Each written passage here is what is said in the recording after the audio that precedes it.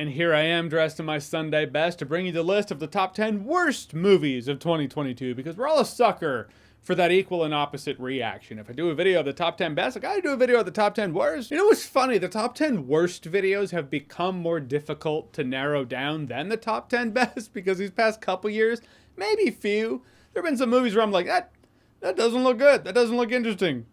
I'm gonna skip it. That's happened quite a few times these past couple years. The top 10 worst ends up being top 10 worst / most disappointing. Also, these are not reviews. These are gonna be a quick, hey, here are my thoughts. Quick thoughts, let's move on. I have reviews of all of the movies on this list. If you wanna see my more in-depth thoughts, you can check out the reviews. Point is, I've narrowed it down to 10. I don't wanna keep it too long, so let's get started. But supplies, we need supplies. Supplies!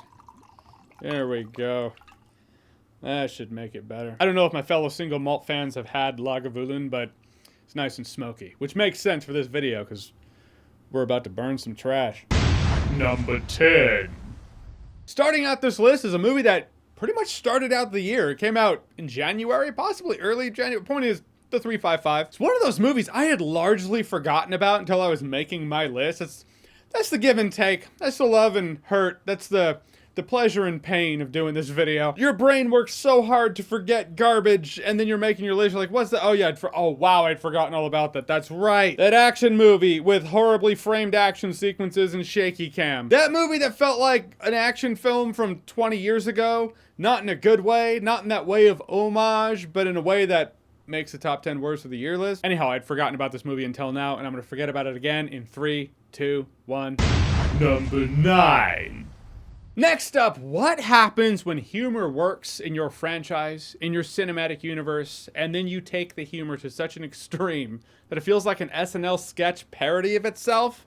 You get Thor: Love and Blunder. Thor: Love and Thunder, it was the line. It's like, okay, don't let your MCU movies get this silly. Rein it in. Stop with that mindset of, oh, humor works. Great, we'll do all the humor. That's like having a recipe for something. And it's like, oh, sugar makes it sweet. Great, let's be like Def Leppard and pour all the sugar. No, balance is what makes something work. And if humor's a part of it, great. This was just ridiculous. I saw this comment. Someone was like, man, this movie hurt Jeremy bad. No, it didn't. I'm just talking about it in my top 10 worst movies of the year list while drinking scotch wearing a robe. Everything's fine. Number 8. Next up, the Rob Zombie Munsters. Truth be told, I thought this movie would be higher on my list, but there are other movies on this list that disappointed me more, I suppose I should say. And maybe that's the point. I had no real investment with this film. I had no connection with the Munsters. And this movie is clearly a love letter to the Munsters. You see it. I get it. Not for me. This is one of those movies that looked bad and I would have skipped, but it was on Netflix. So like, I don't have to go anywhere. I can just watch it here. Still took me 2 sittings. I get the love letter, but Rob Zombie isn't a comedic writer and director. There are some actors in this movie that are trying their best to make it work, but this is one of those movies I was like, I'm one and done on this one. Number 7. Next up, okay. You gotta love the memes, because 2022 is definitely the year that's gonna be remembered as the year in which it was Morbin time, but that Morbius movie's not good. Come on. A live-action Michael Morbius film could have been great. Epic, even. He's a living vampire. But I walked away going, yeah, that is the studio that brought us Venom, Let There Be Carnage. It's like a bad comic book movie from about the mid-2000s. Again, not in that homage kind of way, just in the way where it's like, Morbius took me back. In all the bad ways. Number 6. Next.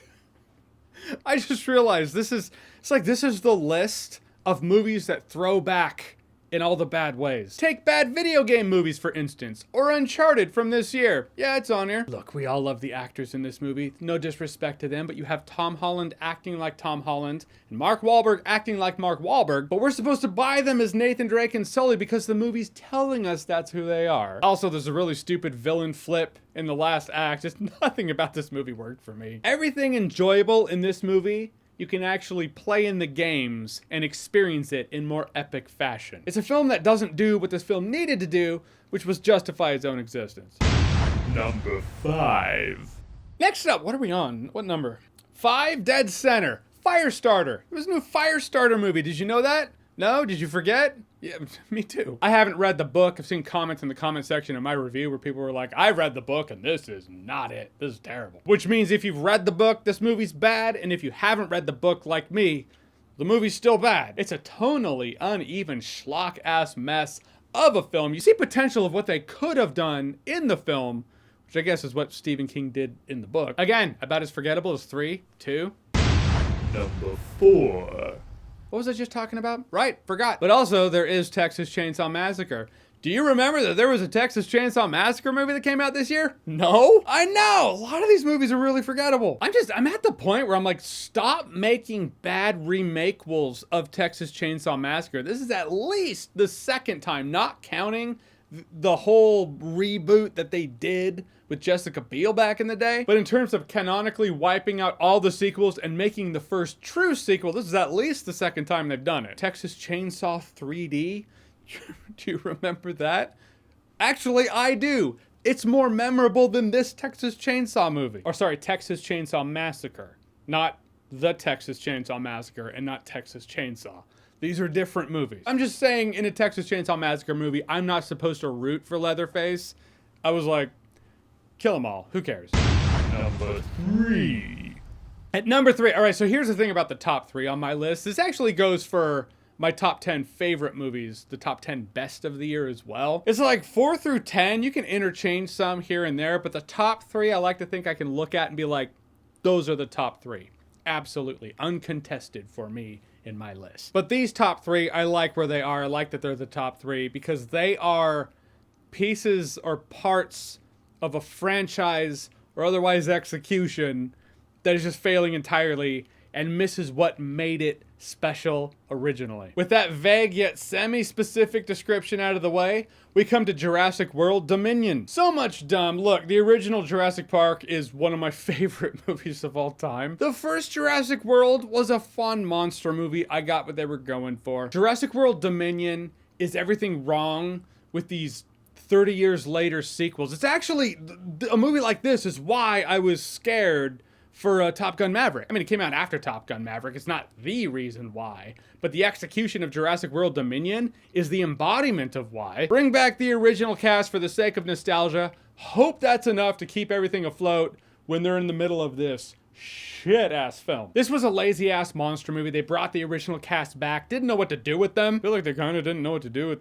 the cast of the Jurassic World movies as well. It's a movie where if I was a smart YouTube business person, I would have done a spoiler talk video to get a few hits out of this thing. Just milk it for a little bit more. I realized I just didn't give a fuck. Number 2. Next up, Fantastic Beasts: The Secrets of Dumb. Bulldor. I'm gonna keep calling it The Secrets of Dumb. Just helps life make more sense. I've never been too crazy about these Fantastic Beasts movies. At best, they started out with, well, it's not as good as Harry Potter, you know, and they've just gone downhill from there. Mads Mikkelsen clocked on to work, absolutely, but it doesn't matter who was Grindelwald. Mads Mikkelsen, Johnny Depp. The film itself is still bad. Harry Potter's a beloved classic. I watched the movies recently enough. I want to reread the books, in fact. There's a reason that those stories hit people to their heart. These Fantastic Beasts movies just feel like uninspired cash grabs. Number 1. Now this is the film that bothered me. It bothered me when I watched it. It bothered me more as time went on. Then Guillermo del Toro's Pinocchio crushed it and I was like, well, that was inspired. The Disney live action? Not at all. Disney live action Pinocchio this year is the embodiment of everything wrong with Disney live action. Take an animated beloved classic, Shang Tsung the fuck out of it, and sap its soul from its body, sap it of all life and anything people loved about it, then put a bow on it and put it back out there for redistribution. Done! We just made a new movie. No, you made gift-wrapped shit. Congratulations. But we got Tom Hanks to say yes. So? It's funny, is these Disney live-action movies have just progressively gotten worse and worse to the point where they're clearly just phoned in. I'd be shocked if I found out there were even scripts to these Disney live-action movies. I feel like the scripts are just cliff notes from the animation with a little excerpt at the bottom that says, now reinvent the wheel. The live-action Pinocchio is the wake-up call to Disney where it's like, dude, you gotta do it differently. Do it differently or don't do it at all. These movies are bad. Do they make money? Oh, that's right. It's on Disney Plus. So the answer is no, but you're going to be told yes. Whatever. We're going to keep getting these monstrosities. It doesn't matter. They can keep doing it if they want to. They can keep making trash, but as long as they do, and they are this bad, That just keeps giving me content for my top 10 worst movies of the year list. From the mouse phoning it the fuck in.